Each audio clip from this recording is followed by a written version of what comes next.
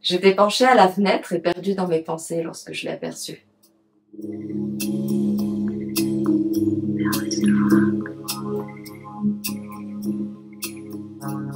Sa tignasse blonde a attiré mon attention. Elle ne m'était pas inconnue. Lorsqu'il est parvenu à la hauteur du 12, ses traits se sont précisés et je l'ai reconnu. C'était le garçon qui, un soir d'ivresse, avait ramené Maurice à la maison. Il portait une salopette d'électricien avec la désinvolture d'un ordi. Il manque pas de culot celui-là, hein. S'il fait carrière, ce ne sera pas comme ouvrier. Que faites-vous ici? Il a levé la tête dans ma direction. Au-dessus des pommettes bien dessinées, de grands cernes donnaient au regard une profondeur inhabituelle chez un garçon de cet âge. En plus du culot, le môme n'est pas dépourvu de charme. En voilà qui doit avoir du succès auprès des femmes. Sait-il au moins faire l'amour avec talent? Cette réflexion m'a troublée. Depuis que je suis mariée avec Paul, je m'étais jamais interrogée sur les compétences amoureuses de qui que ce soit. J'ai plongé mon regard dans ses yeux, d'un bleu, et comme il s'y trouvait bien, je lui ai laissé. Il a tenté de m'échapper par un regard que j'ai jugé niais, afin de le trouver émouvant. Je n'aime pas les hommes qui plissent du nez sous prétexte qu'une femme cherche à leur plaire.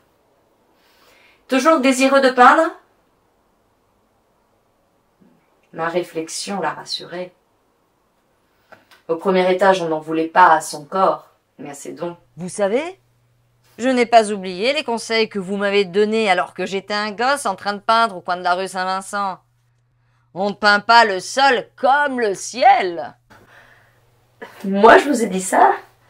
Et sur ce ton, suis-je donc aussi bourru? Il a rougi en secouant sa tignasse de fauve. Une mèche a glissé sur son œil, d'un bleu, avant d'être repoussée par un doigt nerveux. Derrière ce mignon, les filles doivent faire procession. Alors que je m'appuyais lourdement sur la barre, la crainte m'a saisie. Suis-je coiffée correctement? Pourquoi ne m'entouriez-vous pas un moment? On sera plus à l'aise pour discuter. Plus tard, lorsque... Uther, c'est bien votre nom. Lorsque Uther a pris place dans le fauteuil de maman, il a croisé ses jambes. Le tricot de la chaussette formait des plis sur sa cheville trop fine.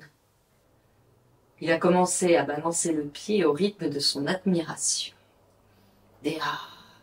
Mais que c'est beau, des quelles techniques, et ces aplats et ce trait.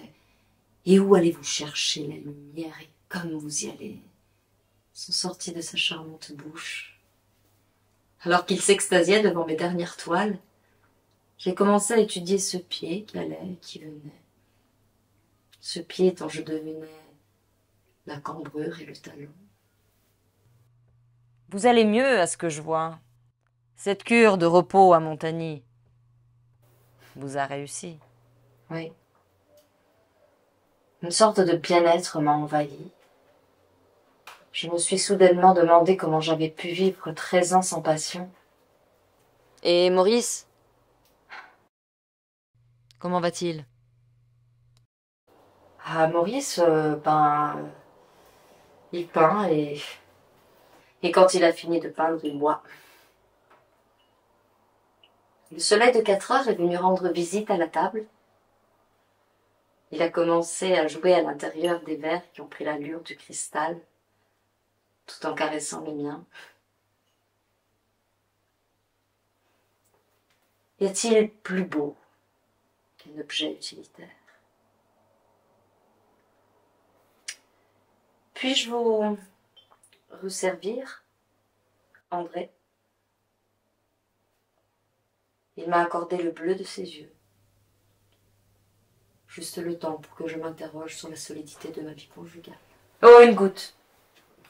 Je n'ai pas le coffre du trio. Alors qu'en pénétrant dans l'atelier, il avait dit qu'il ne s'y attarderait pas, voilà qu'il n'était pas plus pressé de quitter les lieux. L'excuse d'un rendez-vous a disparu à l'horizon de la conversation. Et nous avons réévoqué notre dernière rencontre. Moi, je vous connais depuis longtemps. J'ai toujours envié Maurice d'avoir une mère comme vous.